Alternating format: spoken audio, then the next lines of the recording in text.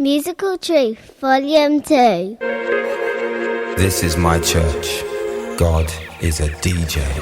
They call me arrogant, cause I speak when it's a room full of elephants.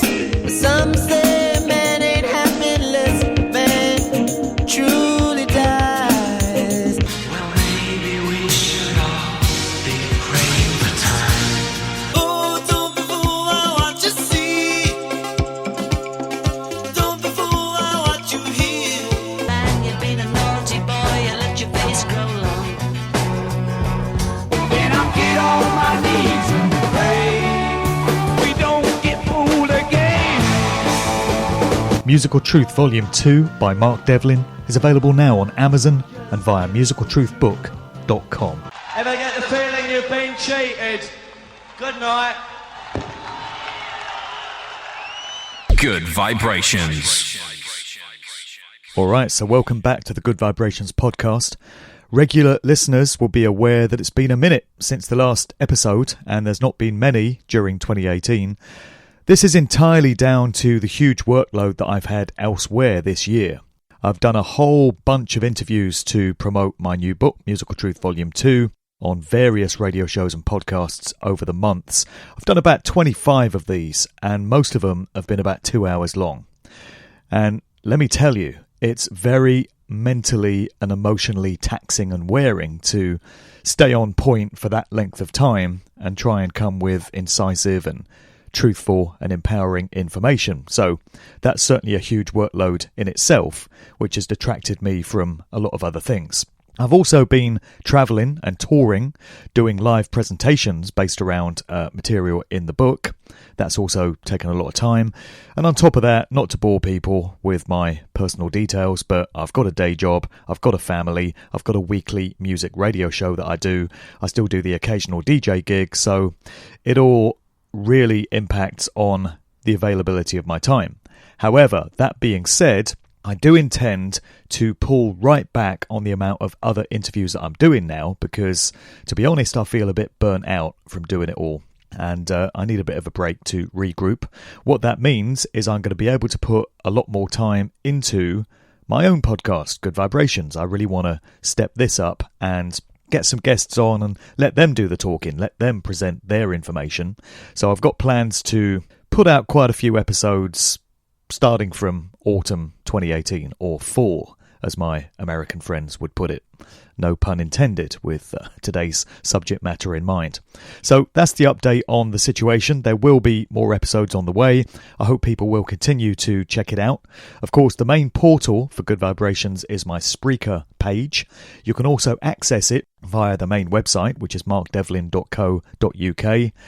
All my podcasts get put up on my YouTube channel, youtube.com/markdevlintv, and you can also subscribe to the RSS feed via iTunes, so you can get all my podcast output material, including The Sound of Freedom, via iTunes. Just look for me and the name of the shows there.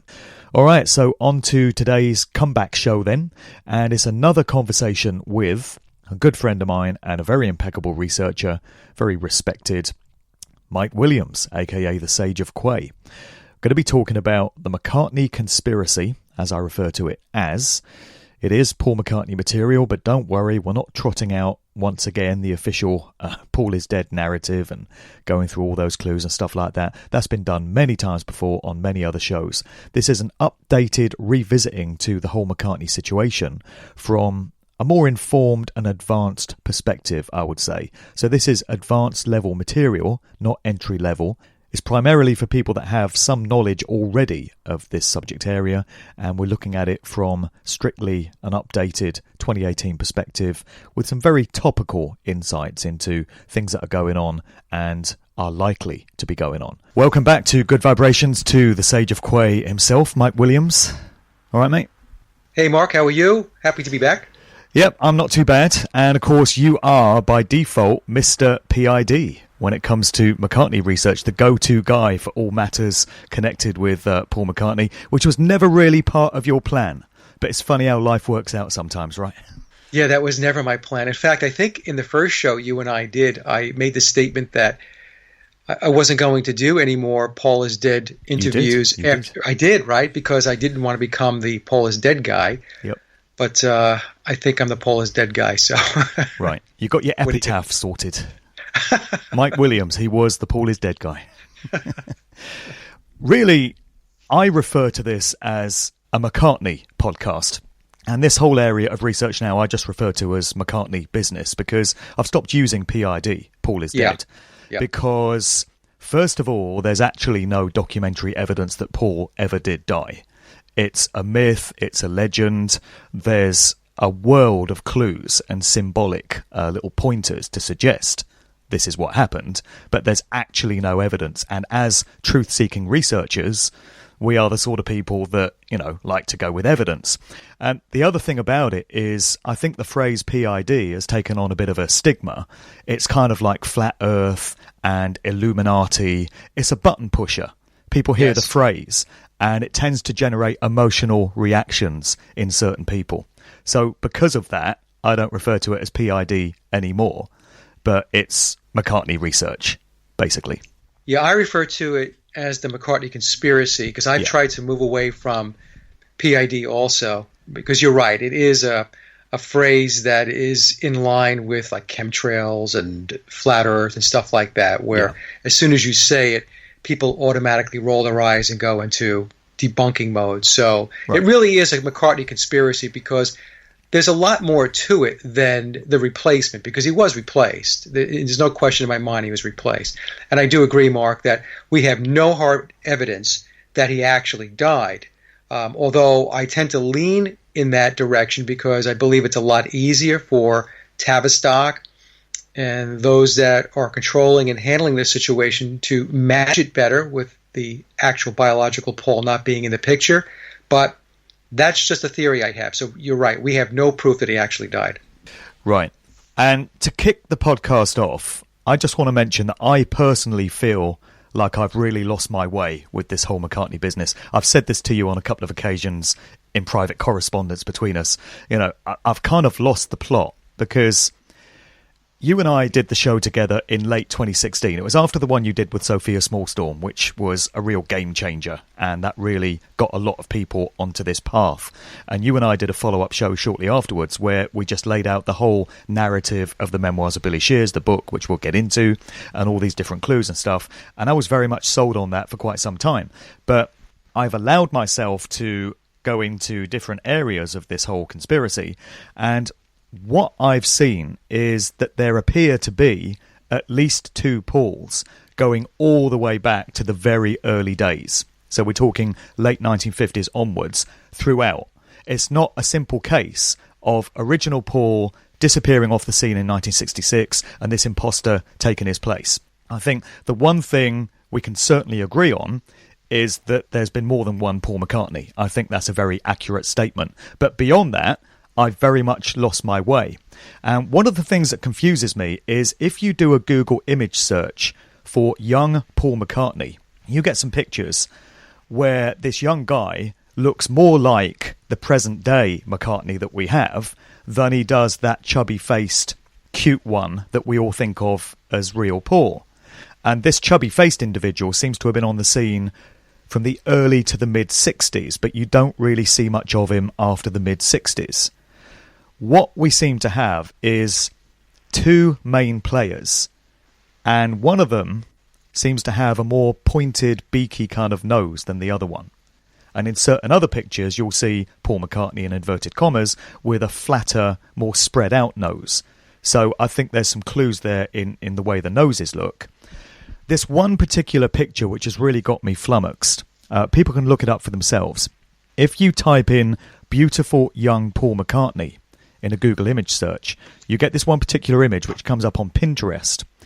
And it's a very young Paul. It's supposed to have been taken in 1960. So if that's biological Paul, who was born in 1942, then he's only 17 or 18 years old in that picture. The other thing about it is in 1960, Paul was not yet famous because the Beatles had not yet broken through. And yet this is a professional photo shoot. You can see that it is, which is credited to the year 1960. And looking at this young chap in this photo, he just looks to me like the Paul that we have today, far more so than chubby-faced Paul. So, would you like to address those observations first off? Because I'm sure it's something you've looked at yourself. Yeah, it is something I've looked at, Mark. And so when I first started this, I looked at it very binary. There was one biological Paul McCartney from, and I'll pick the period of time for when they had a record contract with EMI. So 1963 through 1966.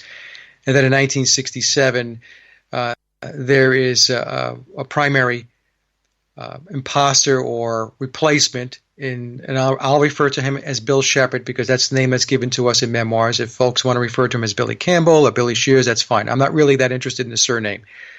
And so there was a primary actor replaced biological Paul starting in late 1966 with others paging in and out from that point going forward. In fact, maybe even into today. So I don't discount that.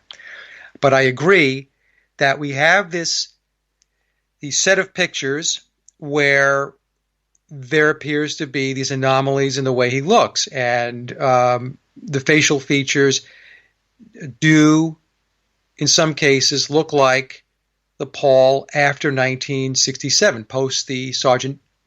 Pepper on, post that period. Yeah. Right?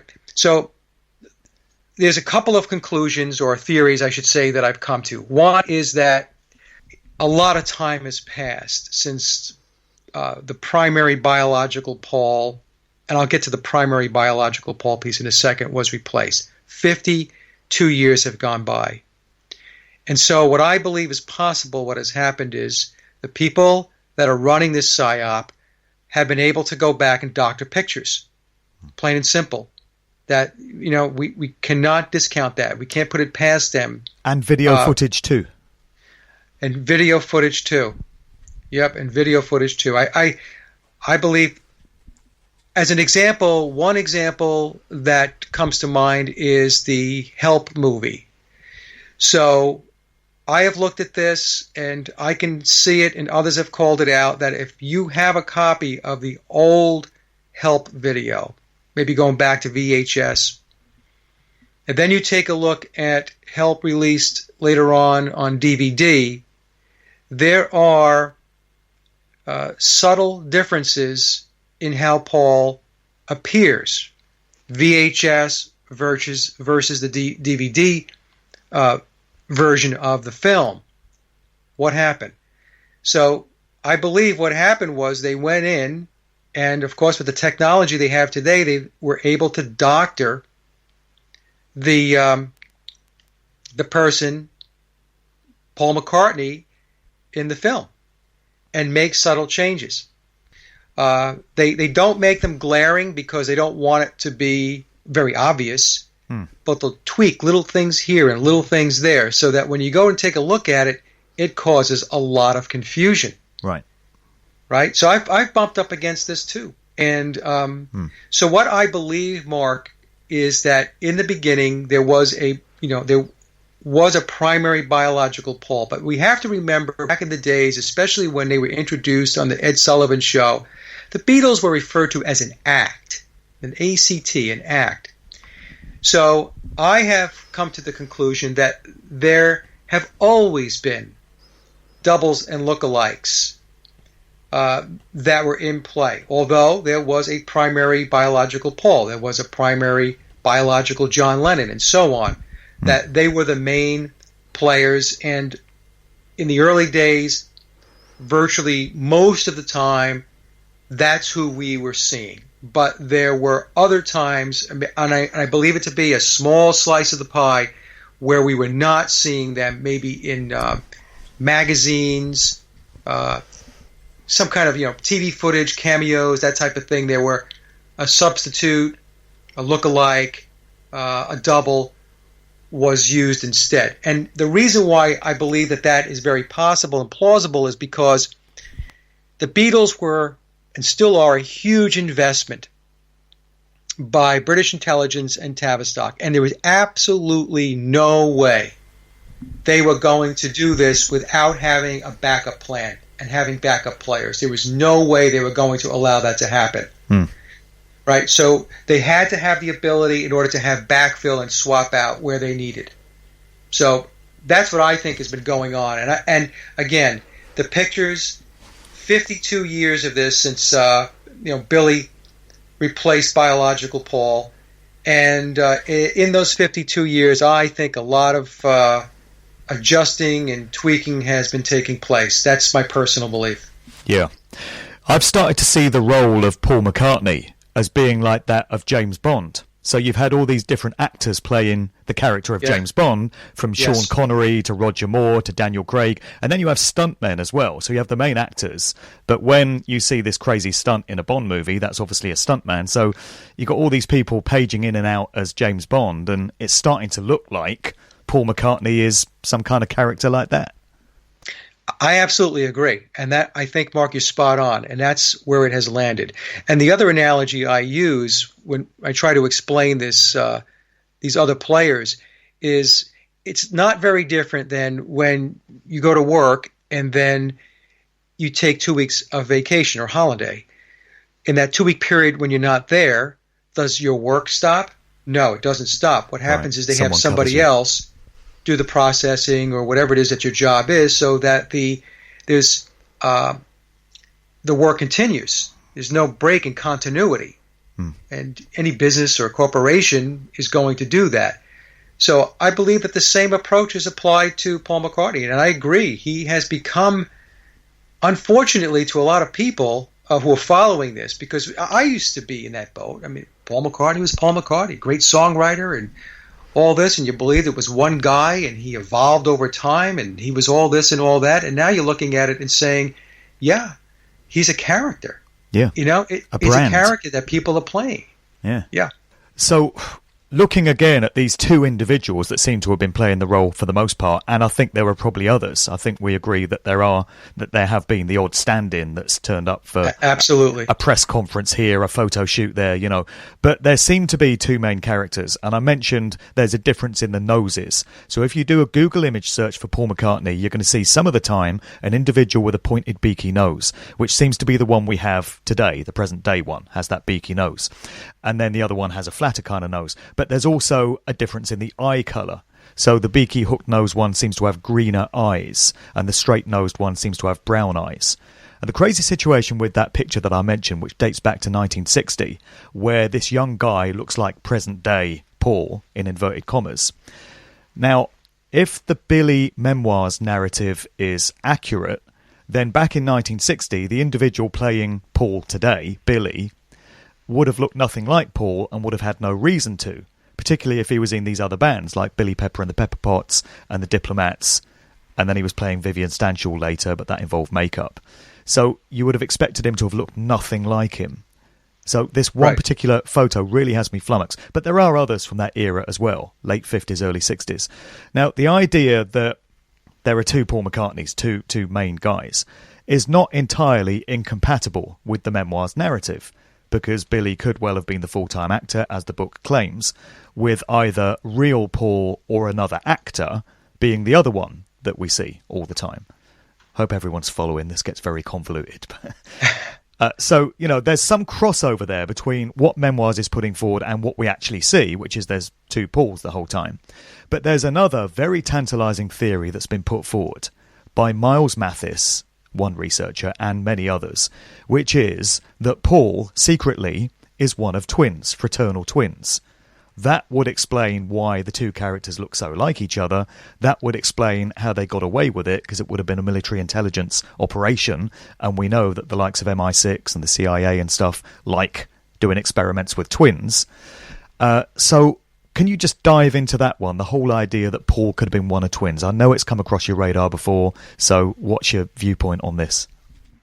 Again, I don't discount anything, Mark, because when we talk about who's involved and behind this, we're talking about very, very powerful people and very powerful entities. We start talking about British intelligence, we start talking about Tavistock and the Freemasonry, the Illuminati. You, I think, would be foolish, not you personally, but we would be foolish to discount the twin theory. Now, I haven't focused a lot on it. I have heard it. People have asked me about it. And my answer is, of course, anything is possible. It is possible. Because we can't assume that they have told us the truth, because we know, just based upon the fact that at a very high level, that biological Paul, the guy from 63 to 66, is not the guy today. That's not truthful. Now, if there's any foundation to the idea that Paul could have been one of twins, it means the memoirs narrative is bullshit, because there's no mention of it in there. So if you embrace the suggestion that there were twins, then you've got to throw out memoirs, because then it's just disinfo and it's leading you up the garden path. So how do we reconcile these two aspects? Well, I wouldn't discount it. I would say that if the twin theory is true, and again, if it's true, that's the thing. So I would say that Bill just left it out. I don't know. I mean, maybe he left it out because it would have been something that he couldn't talk about, with regard to his non-disclosures and his confidentiality agreements. So, I mean, we can make that argument. I could make that argument that because in memoirs, he does state in one of the chapters that he wanted to talk more about his family tree and his descendants. And in memoirs, if I recall, it's been a while now since I've read it, but there was one chapter which included a letter from his attorney that he put in the book, where his attorney said, "Don't go there. Don't do that." So he was not able to dive into his own family tree. And so perhaps, well, maybe not even perhaps, but having a twin brother is being part of the family tree is something that he couldn't talk about. I could make that argument. But again, this is all predicated on the fact that the twin theory is valid. And to be honest with you, I've read a lot of Miles Mathis's stuff over time, and I'm going to give you my personal view. It makes for interesting reading, and I think it's entertaining. He also, if I'm not mistaken, believes that Mark Stacer is John Lennon. He does, yeah. Right, and I absolutely do not see that or agree with it. No, because first of all, Mark Stacer is up in Canada. He has a website. His website promotes his John Lennon impersonating, and he does parties and events as John Lennon and so on. And in fact, if you listen to Mark Stacer on YouTube, and he has lots of videos up there, there are many times when he does a spot-on, impeccable version of John Lennon, the voice, the whole nine yards. And there are other times when I heard Mark sing, and he's off. I'm not saying he's off as far as singing in key. What I'm saying is the vocal intonation and the sounding like of John Lennon is not there. He falls in and out of character, if you will. So, yeah, so I don't know. So to kind of sum it up, the twin theory, I've heard it. I've been asked about it. I can consider it. I don't toss it out, but I don't put a lot of stock in it. But I'll just leave it there, I guess. Well, I can see you've considered all these different options. You've Yes. obviously given it some thought at some point. So that's good that you're not just throwing it out automatically. But anyway, the twin idea, I know that in the 1940s, from information that I've seen, a lot of twins that were born, particularly those out of wedlock that went into adoption homes and the care system and things like that, were apparently separated. There used to be this strategy in Britain whereby they would split up twins and give them out to couples that wanted to adopt or foster, so that they were fairly distributed as they saw it. They wouldn't put two twins together in the same family. So they would be separated. They would go out at birth. And then there's the possibility that they could be reunited later in life. But of course they might not. But That's something worth considering as well, that maybe if we're looking at twins, they were separated at birth and then later in life came together in some way. But that's by no means me stating that's what happened, because I'm as confused as anyone in all this. In fact, the more I dig into this McCartney research, the more confused I become. And you might think the opposite would be the case, that the more hours you spend on researching it, the more crystal clear the whole thing becomes. But it just gets murkier and murkier for me. And I'm just being honest about that. I'm very far from having all the answers. This is a real mindfuck. Got to hand it to them. They've done a proper psy-op with this one. Yeah, this is really unbelievable. It really is. And I just try to boil it down to its very basic elements, Mark, because it is very easy to look at those pictures and say, what the hell is going on here? Am I going nuts? And of course, that's part of the psy-op, is for you to go look at pictures or for people to go do research and take a look at the pictures and to get very frustrated with it. Well, particularly if they've been doctoring old pictures and old video footage, as you suggested earlier. If they've been doing that, then what chance do any of us stand really in getting to the bottom of this whole thing?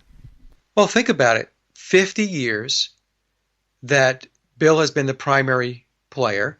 50 years is a long time for them to be able to go back and to doctor information. Now, the internet is not 50 years old, so they've had a nice piece of runway in which they were able to go and to disseminate photos and images, and I'll call them images because a photo is different than an image, where by the time the internet caught up, all of that stuff was out there. All these pictures were out there that would be very confusing once somebody dove in and tried to figure out what was going on.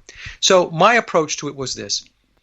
There is what I believe is the primary biological Paul, and that's the one I focus on. And that's the Paul that I have in my collage that I know you've seen and many others have seen. I've had them in the shows and so on. I've put them up on Facebook. And then we have this this primary version of Paul McCartney, which is played by Bill, and he's very different. So that's where I try to stay, because if I start trying to look left and look right, what happens is exactly what you just explained. We get ourselves jammed up because we start to question ourselves and we start to doubt. But in reality, the way I frame it is that's exactly what they want us to do.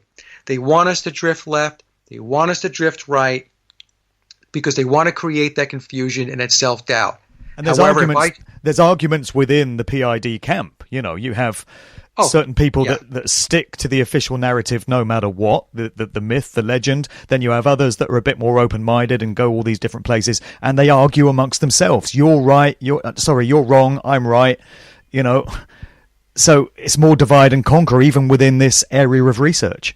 Absolutely, absolutely. I've received emails from other McCartney conspiracy researchers, and they disagree with me. Oh, Mike, you're wrong on that. You're wrong on this. And my response is, look, right and wrong with regard to this is extremely subjective because nobody has any hard evidence of anything. All we can do is go by the, what we're able to dig up and put a theory forth and piece it together. That's all we can do. That's all we can do. So, as an example, one researcher wrote me and said they were all killed and they were all swapped out. Well, my response back to that is that's a pretty huge claim. How would you ever prove that? How could you prove that? So, you need to prove it. You need to put forth the facts and the evidence that says conclusively that indeed happened. It could have happened, but it's not. It hasn't been proven. It's a theory that somebody has. And that's the thing. These PID researchers have to understand what you have is a theory. I have never claimed, nor you, that we have this thing nailed and this is the way it is. This is the way it went down. It's a theory. I can give you a theory as to how the whole thing rolled out. And I think my theory makes sense. But I'm not saying that I got it 100% right. And nobody can make that claim. Right. No one. Yeah. Well, maybe Ringo, but I don't think we can expect him to be spilling the beans in an interview candidly anytime soon. Nor Heather, for that matter. No, he just got knighted. He's part of the club. Yeah, so he'll be keeping his mouth shut now. Yeah. But really, the individuals who would have been present in 1966 and prior, who might be able to actually tell us what happened, how many of them are left? Virtually none. Almost all gone. I mean, if you take the view that present-day Paul isn't really Paul, then all you've got is Ringo, Yoko, Maypang, and not a whole lot of others. Yeah, and they're not going to say anything. You know, they're all part of the scheme, if you will. Oh, Pete Best. Pete Best is still alive, but he seems to have been left out of this whole party. I think your theory is that Pete Best was not a Freemason, whereas the other Beatles probably were. Yep, I believe that we were given an entire bogus story about Pete Best. He wasn't that good a drummer. He was a drinker. He was unreliable because of his drinking and all that stuff. I don't believe that to be the reason. I'm not saying that Pete didn't drink. I mean, Ringo drank. I mean, they all drank. I believe it's because Pete was not a Freemason, and when it was time to throw the switch and say, yeah, those are the guys. That's who we're going to push forward. That's who's going to be the primary band in this program of social engineering. It's going to be the Beatles. They swapped them out. Goodbye, Pete. So sorry, and then they installed Ringo into the equation. Now, and we know Ringo's part of the club, like we just mentioned. Ringo just got knighted. That's right.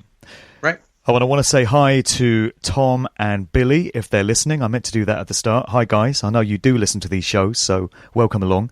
Welcome to Ringo, too, if he's listening. You never know.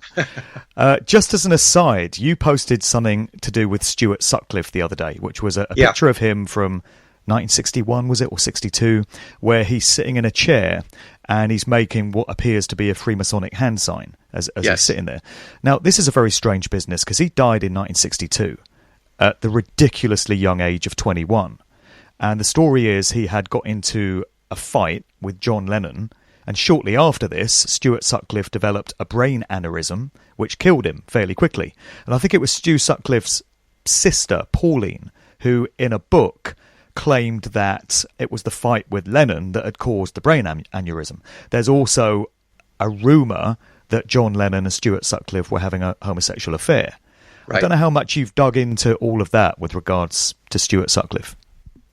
Well, what I know about Stu is the reading that I did about the Beatles years ago, and he and Astrid, she was the photographer, and just being really good and very close, good friends and close friends with the Beatles and so on. And but I believe that now, especially since I found these pictures of Stuart making Illuminati hand signs, hand gestures, that just lends credence to the fact that the whole secret society piece of this was in play a very, very long time ago. And this is something that I have said from the very beginning, that I believe that when I talked about the McCartney clan, especially his father, Jim McCartney, that he was a Freemason, because I did not believe there was any way this whole thing can go down without his father playing a major part in this.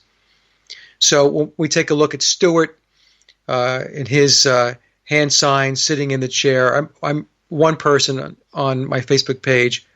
I love him to death, but they say, well, Mike, maybe he just sat that way, and maybe that's just how he sits. And I'm like, no, that's not a normal way to. Yeah, that's not a normal way to sit.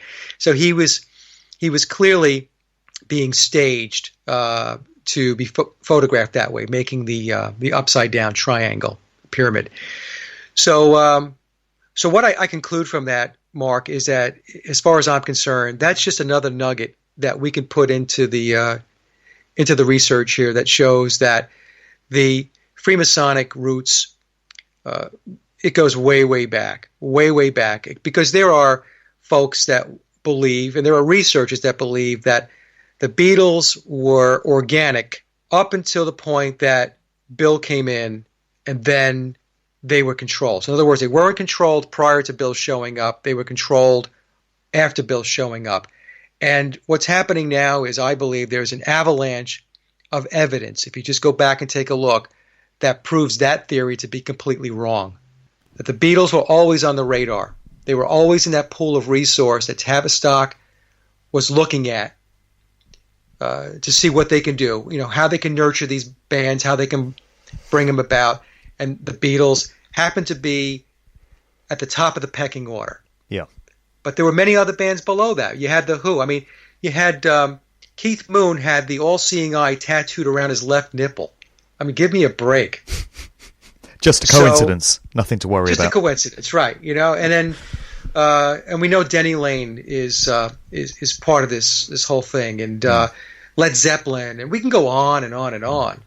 Donovan knew. You and I know about this. We've talked about this before. The Stones knew. The Stones for sure were at Tavistock.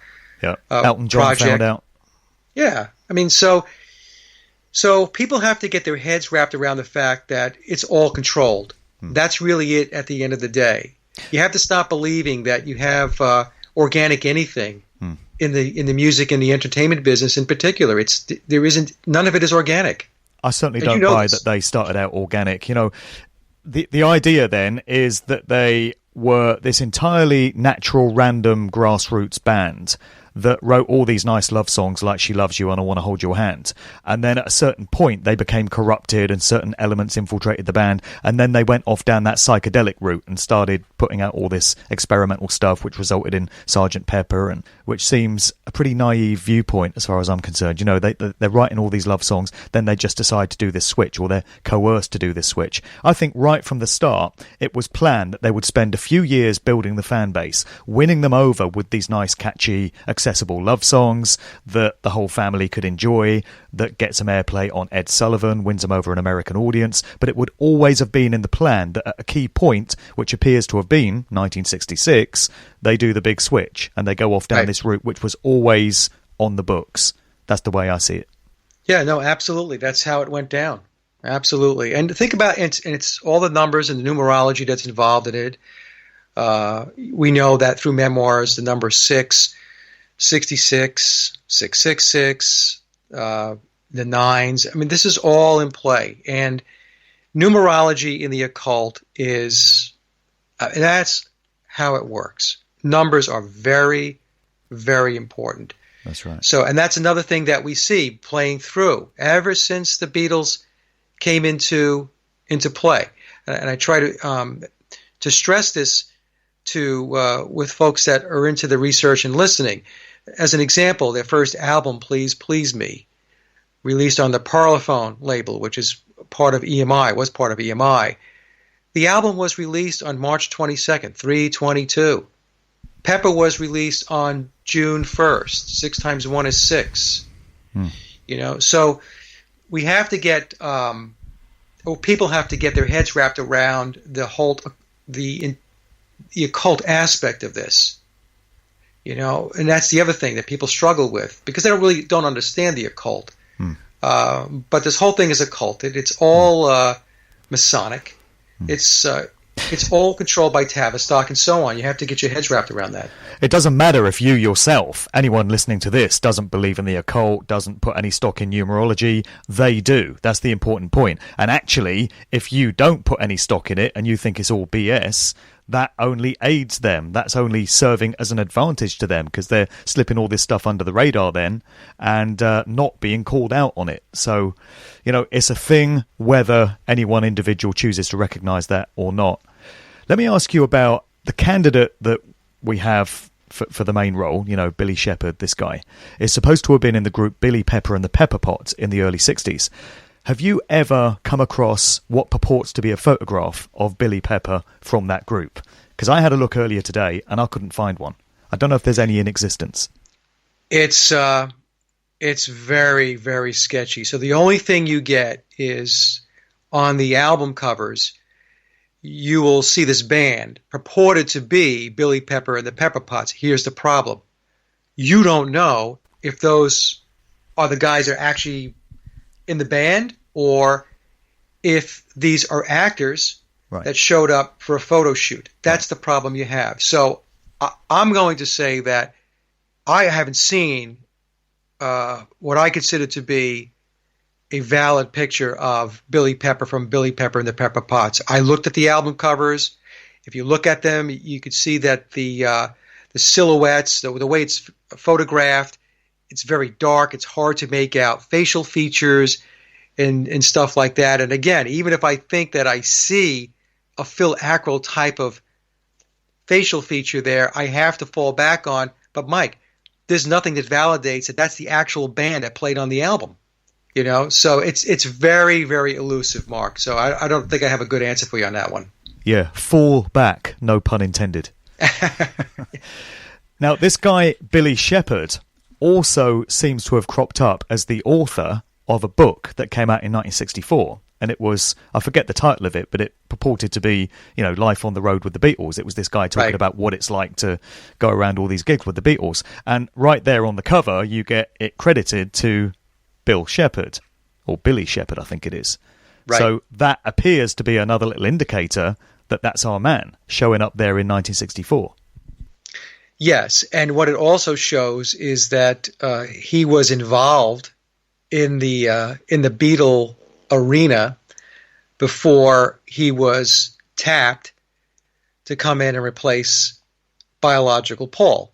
So that's something else that has fallen into place here, that he's been around a while, or at least they want us to believe that he's been around a while, because we don't know if that was actually him that wrote that article, or the people behind the psy-op decided that they were just going to place his name on the article. And of course, there was a ghostwriter, right?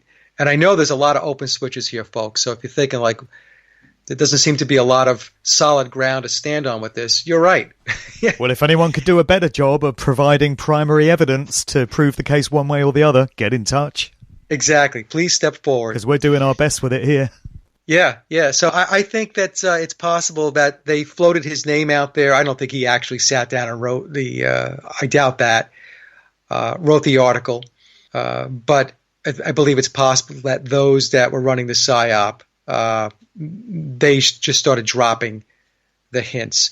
So that later on down the road, when a book like Memoirs comes out, you're going to see the name William Shepherd, Billy Shepherd, and now you're going to look back and you're going to say, okay, well, let's see where I can find him in the timeline going back in history. And of course, boom, you see that magazine or that article that was written, right?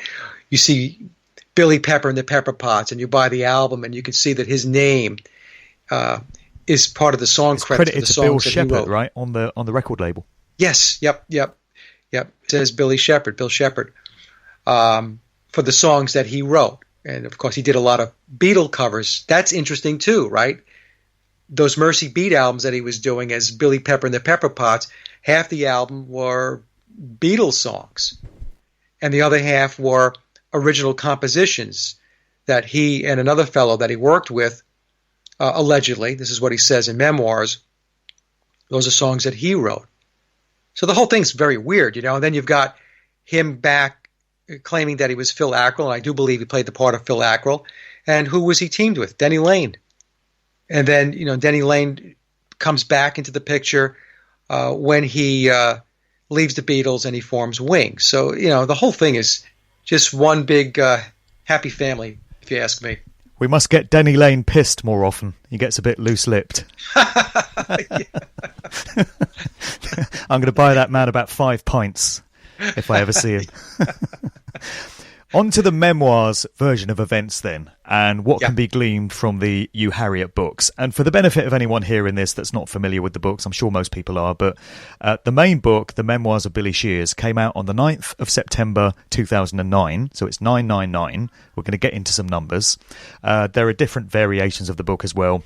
It's credited to an author or an encoder by the name of Thomas E.U. Harriet, and it purports to be the autobiography of the individual that's been playing the part of Paul McCartney since 1966, who names himself as William Shepherd, Billy. It's described as a work of historical fiction to get round all kinds of legal problems, so we as readers are left not knowing which parts are spilling the beans and telling the truth and which parts are pure fiction that's been embellished. Certainly there's the tenet of placing the truth in plain sight and revelation of the method, which I've talked about many times.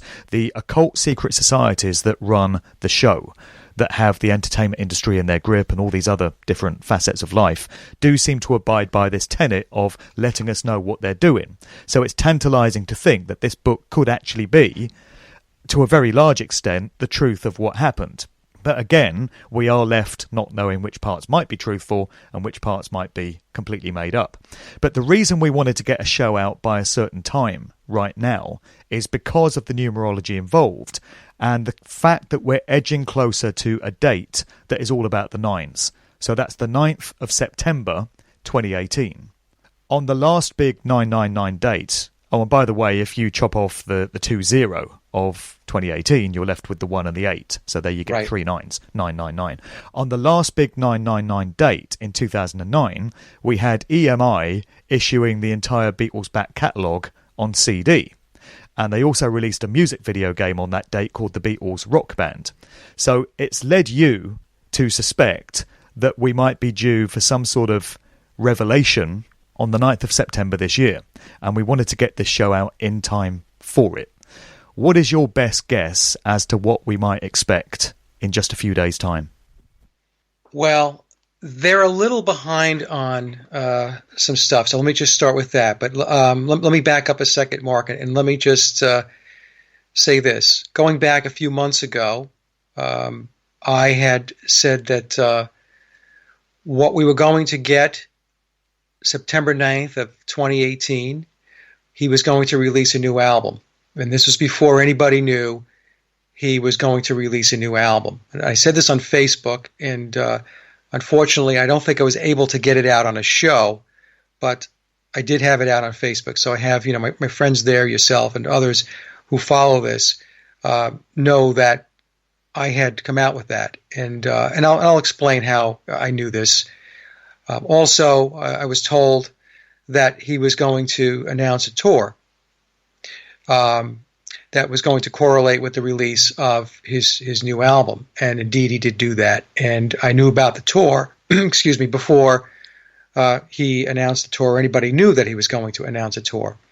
So the way I came across this information is that there are folks within Bill's organization that have reached out to me. And I want to say this because, Mark, I get emails about this all the time. I have nothing to do with memoirs. I'm not compensated by it. There are no perks. There's nothing. You never wanted to be that guy. I never wanted to be that guy. But what's happened is I've put the shows out. They enjoy the fact that the shows are going out because there is a process of disclosure that's taking place. And there are groups within Bill's organization that are working on various projects that will, over time, disclose. I was told that full disclosure won't take place until after he passes away. So let me just go back.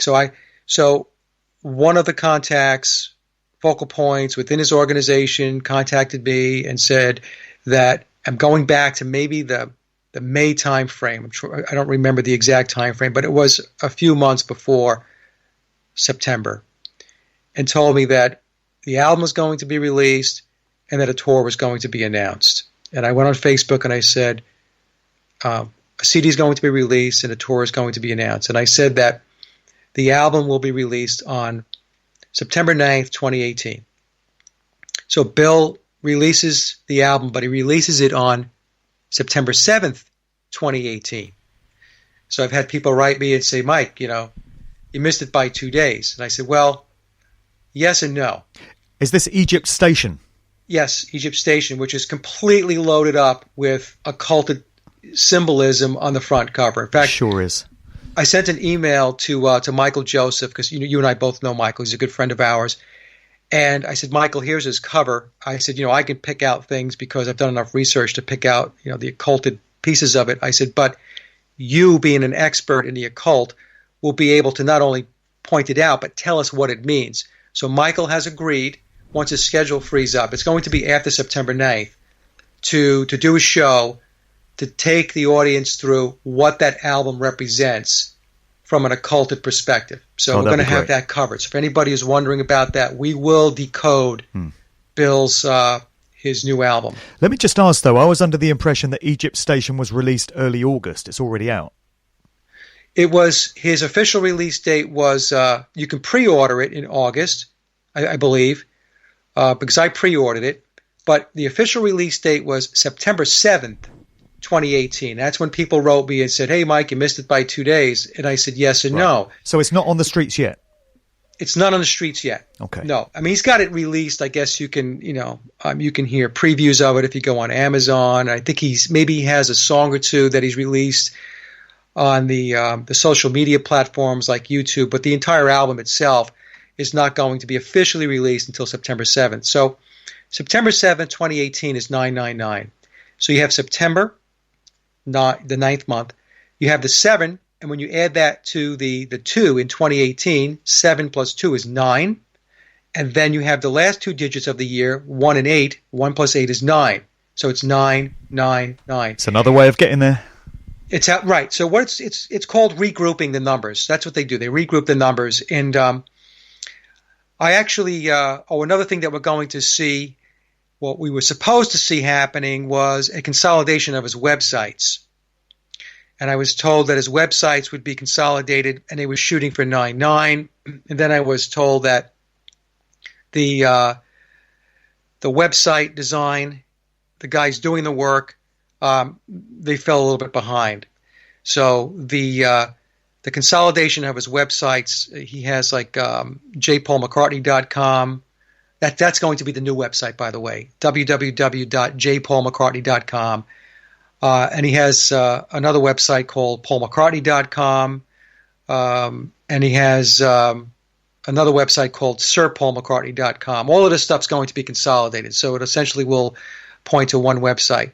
That was supposed to happen on September 9th, but it appears that's going to be delayed. But the point being is, even though it's delayed, I'm telling you that there's going to be a consolidation of websites. So that's another validation, a proof point that people can see that the information that I'm getting, that I'm receiving, they're giving me good information.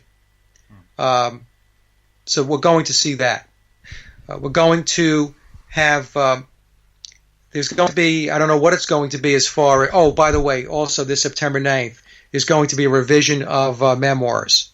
And we could talk about that a little bit, Mark, maybe, when we get a chance, because I was asked for my input as to what else should be included in memoirs to be able to speed up disclosure. It appears that they're looking to step up the rate and pace of making people aware that biological Paul was replaced. So if Tom is, if he's chugging along here on his project plan, and he's on time, we should see a new revision of memoirs on 9/9/2018. So that piece of it, memoirs being updated, that came to me from Tom. Tom emailed me directly about that, and he asked me for some of my input. But we're going to see more disclosure on September 9th of 2020. That's a key date. These are key dates. I'm not going to say that there's not going to be stuff in between. I'm talking about key dates. And there's also going to be even far more disclosure on September 9th of 2027. Because on September 9th, 2027, that's 999, again, because you have the 27 at the end of 2027. Also, that is also Bill's birthday. Bill's birthday, I have deducted, is September 9th, 1937. That's when Bill was born. And that's why we have the 999s, because Bill's releasing stuff on his birthday. And on September 9th, 2027, he will be 90 years old. So we have the number 9 again. Right. Okay? So I even sent an email to Tom, and I asked him if I was right about his birthday, and I didn't get a response back. So this is how it typically works, okay? So, and let me say this before, I don't want anybody to take this the wrong way. Tom has been very gracious, and I say this in all the shows. He has answered a lot of questions that I have asked him, and but there are certain things that Tom cannot answer. So when Tom can't answer something, typically what happens is there's no response. He won't write back and say, "I can't answer that, Mike." He will, when he can answer something, he gives me an answer. When he can't answer something, it just basically goes unanswered. So when I asked him about Bill's birthday, there was no answer. So I'm convinced that it's his birthday. Also, when I had Nick Shylock on the show. Nick, very bright kid, 16 years old. Many of you who are listening to this have probably heard that show. The song Birthday that Bill wrote when he was with the Beatles for the White Album, that song was finished up on September 18th of 1968. So, of course, September 18th of 1 and 8 is 9. So we're back to the 9s again. So probably what happened there was with Birthday, the song Birthday, in all likelihood, he was shooting for September 9th. But I'm a songwriter, so what happens sometimes is you get behind. You have to make a change. You want to change a track, whatever it may be. And so there's a delay. And so what Bill did was he picked the next date in which he can get a 9 out of, and he selected 9/18 for the song Birthday. So I think that that's a very strong clue. So I believe September 9th to be his birthday, and that's why we're seeing all this 999 stuff. Right. You know, I checked for 9/9/90, so September 9th, 1990, to see if there was anything significant in Paul McCartney's life. Couldn't find a damn thing. But I thought, you know, if this 9s theory is correct, shouldn't there have been something significant on the 9th of the 9th, 90? But I've completely drawn a blank on that, just as a matter of interest. Yeah, I don't know. I honestly, I haven't checked that, so I haven't gone through all the dates. Apparently, McCartney was on tour in 1990, but it ended late July. So, according to, Wikipedia, he was just kicking his heels in September and doing nothing in particular. Yeah, okay, so I don't know, we should look at even September 9th of 1999. Well, that would be something that we should probably take a look at, too. Yeah. Now, full disclosure, so everybody knows, I'm being told, is not going to happen until he passes away. So we will get more and more disclosure, and they do want to awaken people to the fact that, Bill's been in place. We've got to keep ourselves alive. We've got to keep ourselves alive for that date. Yeah, we can't exit this life without being around for that revelation. Yeah. Well, I received an email from Tom, and he had said to me that you mentioned before the people that were behind all of this. We're talking about the real people behind this, not the players like the Yoko Onos and stuff like that, the May Pangs, but the people that were actually pushing the buttons and the strings, right? They're all dead. They're all dead. So all the people that were behind creating this entire Tavistock project and this psychological operation, they're not here anymore. Yep. But of course, there are those that have carried on the quote unquote the legacy of managing this thing. But the original players have all passed. Yeah. Now, you mentioned that someone from the McCartney camp reached out to you with some information about forthcoming revelations. Are you referring to Tom, or is this somebody else? I can't go into great detail because I cannot disclose the sources, and I don't want to shut off any of these sources. Right. I will say that it's both. Okay. Okay, that's all I could say. I'm sorry, Mark. Mark is such a good friend, folks. I wish I know. I'll tell you off air, maybe, but I can't do it here because right. I promised that I couldn't disclose certain things, or I wouldn't. Well, you put me on to an email that you had received from a very high-profile producer on the British music scene. Yes. That's all I'm going to say. And this individual had been starting to show an interest in the work that you and I had put out, and you tipped me off, and I've since been in contact with this individual. I've been to see him. We've had a very interesting discussion, and he's told me a load of stuff. I'm not going to reveal who that is because this individual doesn't want me to. But from time to time, we do get approaches like this, and we have to honour these people's request to stay out of the limelight. But there could be more to reveal on that front in the future, let's just say. Yeah, and maybe we should talk on that thread, and I'm not saying it's this person, by the way, but there is two other points, very important points, I think, that need to be understood about this McCartney thing that came from inside sources, people within the industry that reached out to Mark and I.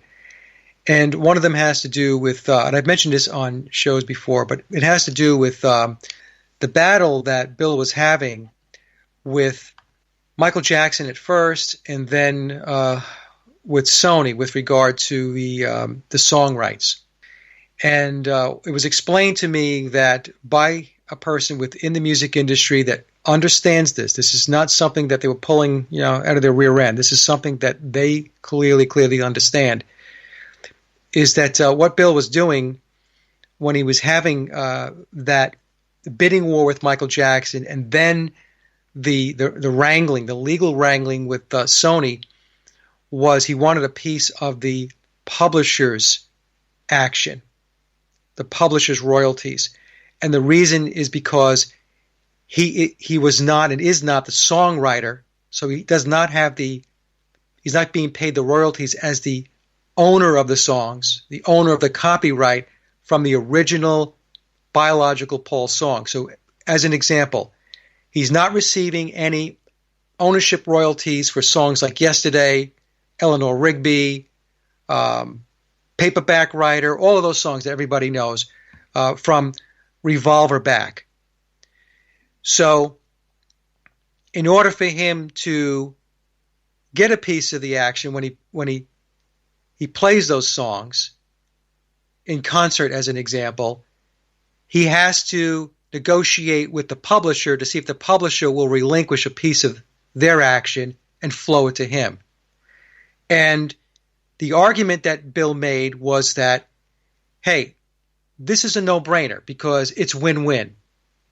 If you give me a piece of the action, when I go on tour, I'll roll out and play a bunch of these biological Paul songs. I make money, you make money.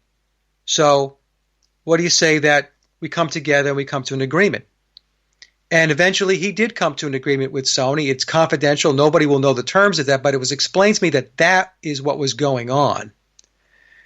So this whole thing where, he was, again, bidding with Michael Jackson and then having these debates and wrangling with Sony, that's what it was about. So that says that he is not the guy that wrote the songs from 1966 back. Right. The other thing that was explained to me by somebody within the music industry is that the fact that Memoirs has the lyrics in the book, it was explained to me that in order to be able to do that, in order for Tom to include those lyrics in the book, he had to get permission by the owner of those songs, the owner of the copyrights, in order to be able to put the lyrics in.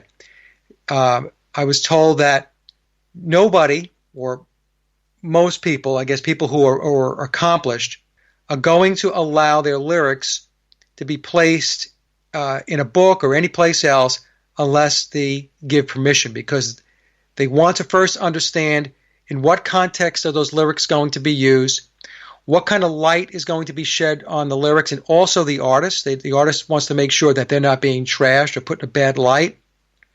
So it has to be explained by the person that wants to use the lyrics in the book what it is they're going to do with the lyrics, how it's going to be applied, what context. And then if the songwriter agrees, then they grant permission to use the lyrics. If the songwriter does not agree and says, no, you're not going to use my lyrics, then guess what? The lyrics are not in the book.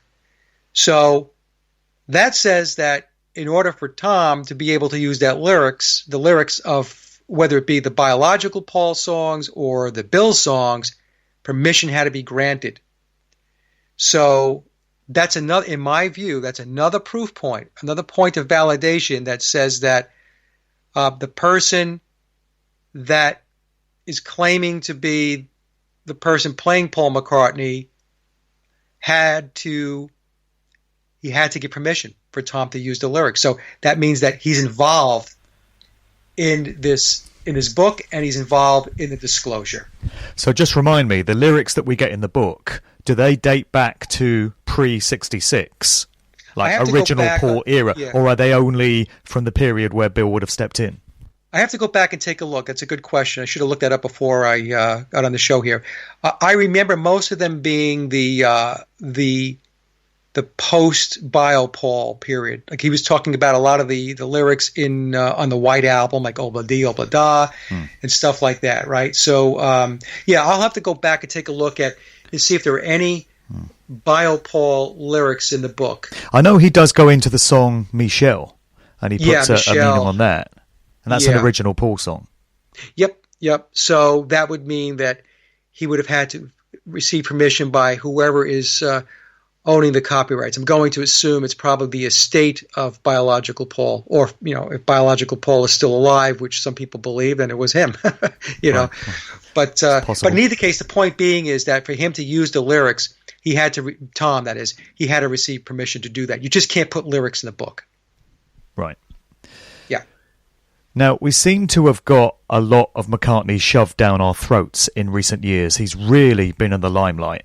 He's been doing tours, he's still bringing out albums, there's constant press coverage of him, he's getting snapped by paparazzi in the street. He's in the public eye like never before. There's a big photo feature in the current issue of Mojo magazine in the UK. This is a fairly well-known rock music magazine.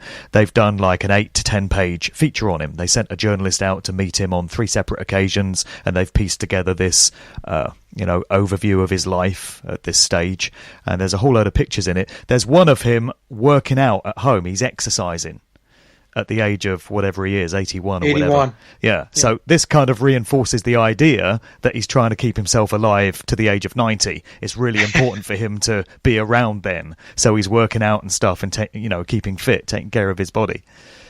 But it's almost to reinforce to the public that, look, here's Paul, it's the same guy you've always had. Here he is still doing his thing. And aren't all these conspiracy theories about his replacement ridiculous? Here he is, look. It's like we're getting this rammed down our throats the whole time. He did that show with James Corden, the carpool karaoke thing, just recently, where he went back to supposedly his original childhood home in Liverpool and played a gig in a pub and all this kind of thing. So they're just ramping up the PR on this guy big time, which is quite incredible for, well, if you believe it's Bill and he was born in 1937, then he's 81, or if you think it's the original Paul, then he's 76. Either way, it's an old guy. Yeah, and I believe the reason why he really is doing a lot of TV and magazines and stuff like that is because this year we have the 9918 is the triple nines. He's 81, 8 plus 1 is 9. So, as I said, and for some people, they just think this is goofy stuff, but the numbers, the numerology is very, very important. So I believe he's looking at it, it's like the planets have aligned, and so this time is right for him to go out and to do all of those appearances. And it's very interesting, Mark. It was explained to me that what they're actually doing is they are putting Bill out there. Well, Bill's putting himself out there, I should say, because Bill, by the way, folks, I don't believe that Bill is a 33rd degree Mason. I believe that he is now in the illuminated degrees. And so he's very high up the ladder of the Freemason pyramid of power. And it's separating the wheat from the chaff. This is how it was explained to me. And for the profane, for those that are asleep and not awake, they will continue to rejoice and believe that this is biological Paul. So they will continue to be in the play, part of the theater production, and that's fine. And that's how they define the profane. I mean, that's what they do. They just basically don't go any deeper than the topical or the superficial, the veneer that's being presented in front of them. But there's another piece of it where they are putting it out there, communicating out to the masses that he's not Paul McCartney. And that's for those that they're trying to awaken, and they consider that to be the process of enlightenment. Well, for those with the eyes to see, there has been more than enough information now for you to come to this conclusion. It's not as if they've been stingy with the clues. Exactly. And so we can make an argument, or I can make an argument, that it's not all bad.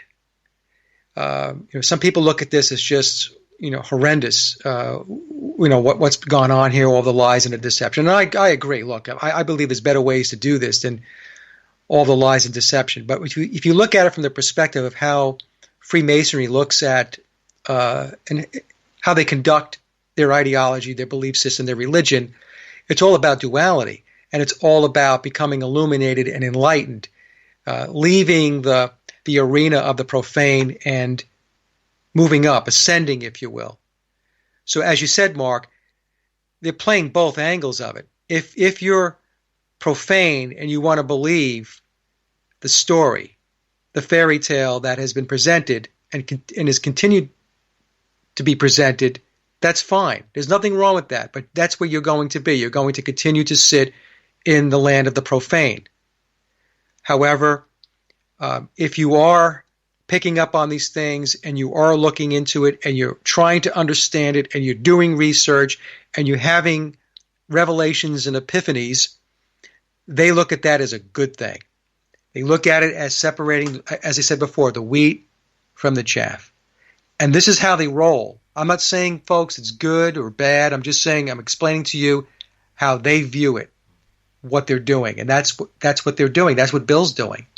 Well, that's a very interesting way of looking at it. They got both bases covered. And I know Michael Joseph will love that one because he's all about profane, the profanities. What do you make of McCartney's new single? You've heard that, right? I Just Wanna Fuh You. It's horrible. F-U-H.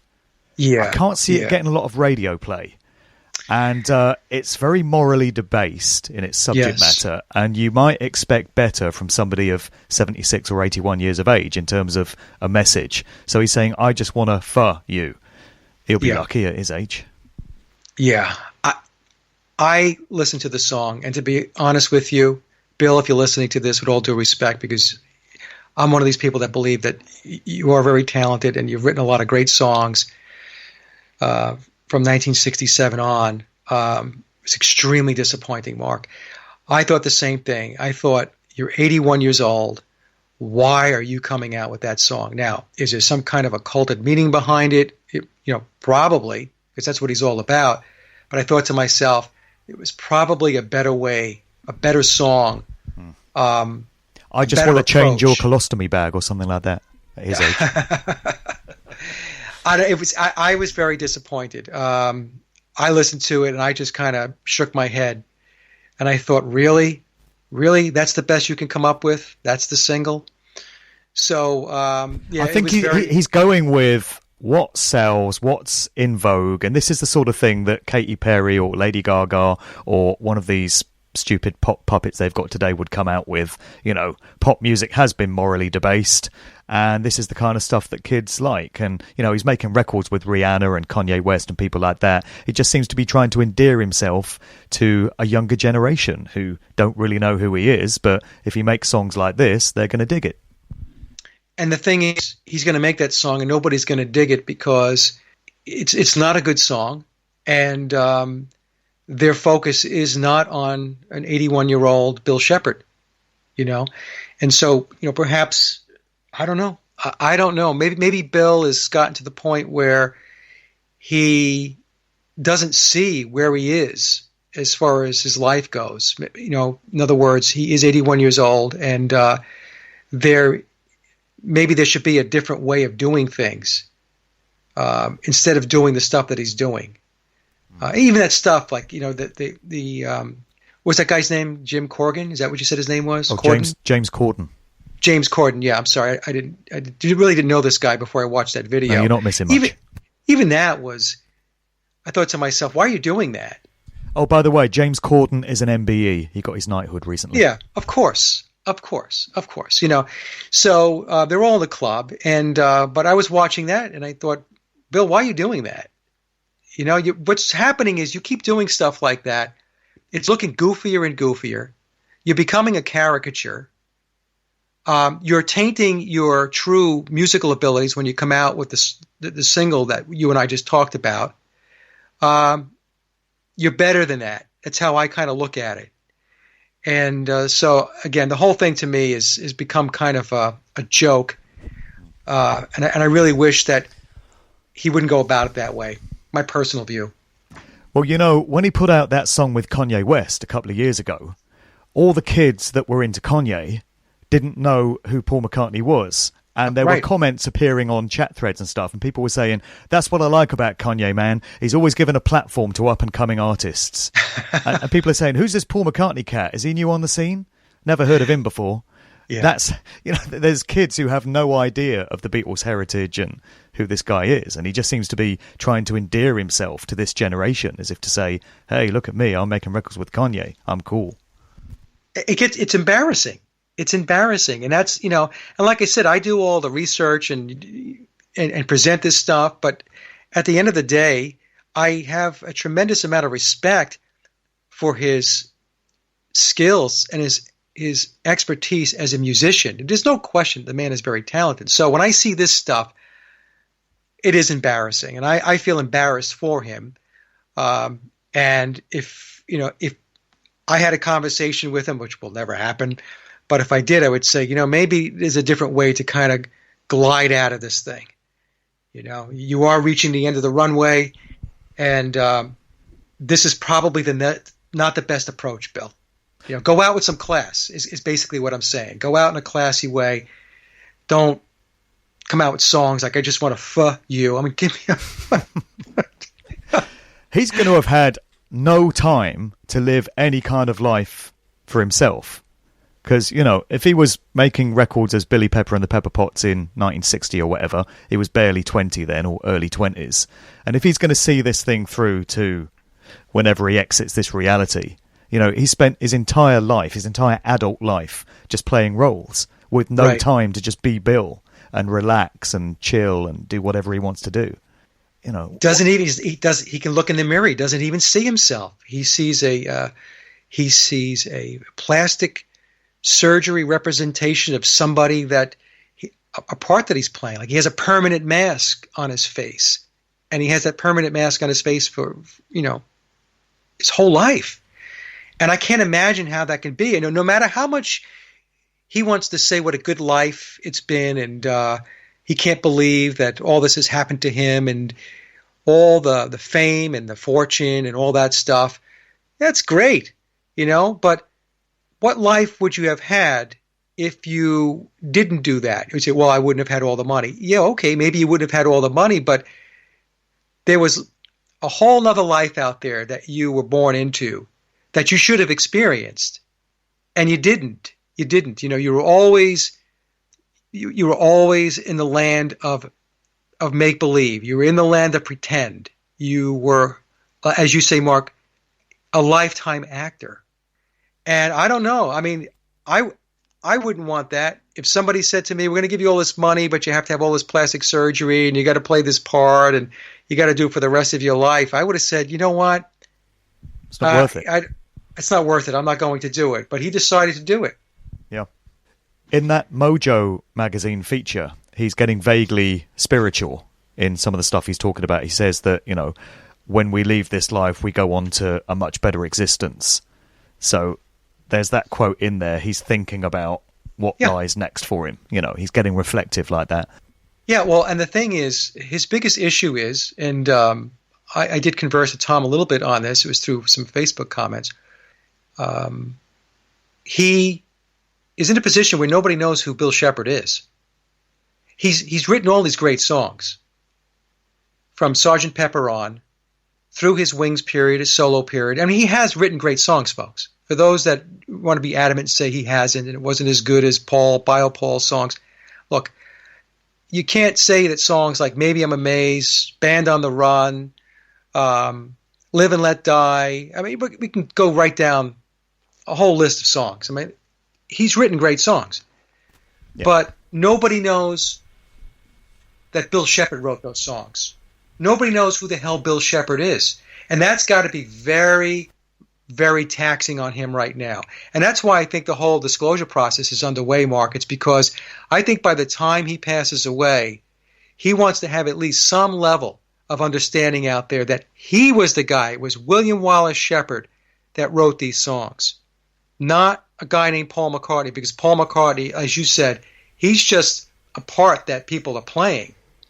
And it's really sad in a way. It really is. I wouldn't want to be in his position, regardless of how much fame and fortune was involved. If I did something and I was doing something that I felt was contributing to the world with great music and everything else, I'd want people to know that Mike Williams wrote those songs. Not some alias, not some AKA. I mean, that's, I don't know. Right. I think it's weird. I'm going on a road trip in a couple of weeks to Scotland because I absolutely adore Scotland. That's something he and I have in common. I love Scotland. Any opportunity to get back up there. You know where I'm going? Where are you going? Mull of Kintyre.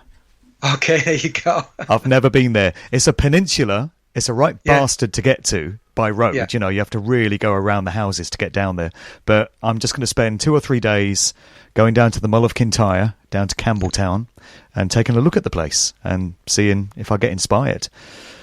Really looking forward to that one. I went to Alistair Crowley's old hangout, Boleskine House on Loch Ness a couple of years ago. Yeah. Did a road trip up there. So, treading in the footsteps of Paul/Billy on that one. Well, and that's the thing, that's the other thing that Billy's done is he's left clues in his songs, and Mull of Kintyre is a huge clue. Why would going back to a place that he loves? Exactly. So if you were British, why would you write a song, an ode to Scotland? If you grew up on a council estate in Liverpool. Exactly. You wouldn't do that. So, and that's why he moved to Scotland, and that's where he raised his family. So those are all clues too. But people just ignore that stuff, or they just don't even know about it. Right. Okay, so we're pretty much done here, I think. We're just wrapping up. Let me just ask you, do you hope to gracefully slip aside from McCartney research, given that you are into so many other things, you've got so many other irons in the fire, or do you think now you've become that guy, the go-to guy on all this, and you're kind of stuck with this now to the bitter end? I think to a degree I'm probably stuck with it a little bit. It's kind of weird, there's like I mentioned, there have been people that have reached out to me, and there are a lot of people, when I say reached out to me, I mean sources that have reached out to me, but there are also many people who are very, very interested in this, listeners and, people who follow the YouTube channel and so on, my Facebook friends and so on. So what I have said is that I'm going to try to kind of wind it down a little bit, because unless there's more revelations, and I mean significant revelations, I'm not going to just kick around and rehash what I've already talked about in many shows. But if new revelations come forth, I will step up and present them. I will do that. Now, I don't know, where I'm going to be in 2027. That's 9 years from now. I'll be almost 70 years old. So I can't make any promises. Oh, you're a mere whippersnapper by Billy's standards. So the answer is, Mark, I'm going to try to, keep my head in the game as much as I possibly can. But like you said, there's a lot of other stuff that I get involved in. And so I don't want this to be my, to consume all of my alternative research time and energy. That's not going to happen. In fact, I'm going to say that's not going to happen. But I do feel a kind of a weird sense of obligation to kind of stay with it or stick with it as much as I can. Yep. Well, you could go down in history as the guy that cracked all this. So we're just a few days now from 999, the 9th of the 9th, 18. How are you going to feel if nothing earth-shattering comes out of the McCartney camp on that day? Or would you take it that the Egypt Station album release is the thing that we were waiting for? Yeah, it was the album, and it is the tour that was announced to follow up the album. It will be the revision of 2 memoirs, so the memoirs will be revised. Now, whether Tom would be able to get that out exactly on 9/9, I don't know. He did tell me he was under the gun, to get that cranked out. But like I said, whether that's actually going to happen on September 9th, I don't know. So that will happen, and then we're going to see the consolidation of Bill's websites. That's going to happen after September 9th, though, because of delays, project plan delays. But so I feel good that those 4 things are representative of being involved in that 999 parameter. So well, yeah, those are the things that we should expect. Those 4 things. And if we sit around waiting for the 9th of the 9th, 2027, and nothing happens, we'll be really pissed off. Or what's going to happen if Bill passes away before then? If the plan is for him to make 90, but he doesn't, goes under a bus or something, that's really going to scupper things, isn't it? Well, it's interesting you should ask that, because when I was told that they're trying to hustle along, speed up the disclosure a little bit, I thought, well, why? Is it because you just feel like the original project plan didn't have as much of an impact as they thought it was, and so the original project plan is behind? Or is it because, no, the project plan is chugging along the way it's supposed to be, but maybe Bill ain't going to make it, so they want to kind of speed things along? So it's either, in my view, it's one of those two.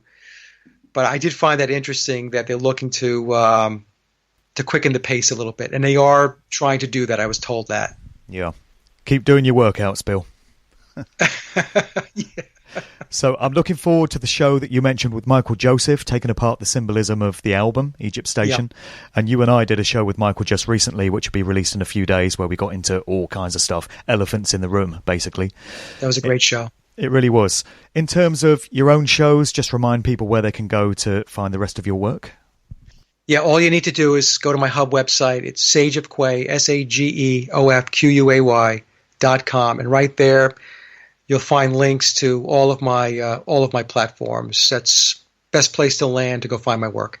This is just for fun. Vibrations, I'm picking up vibrations, I'm picking up vibrations, I'm picking up